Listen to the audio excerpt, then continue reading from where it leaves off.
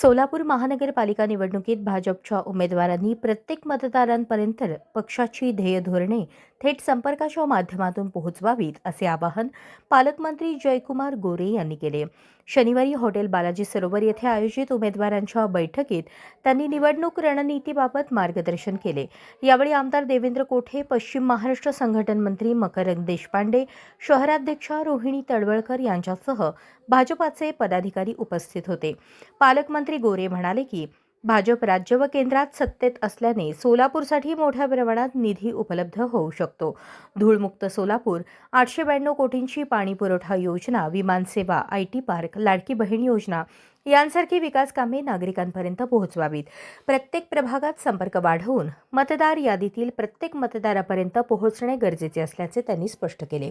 यावेळी संघटन मंत्री मकरंद देशपांडे यांनी बूथ रचना, प्रचार, नियोजन व सोशल मीडियाचा प्रभावी वापर याबाबत मार्गदर्शन केले.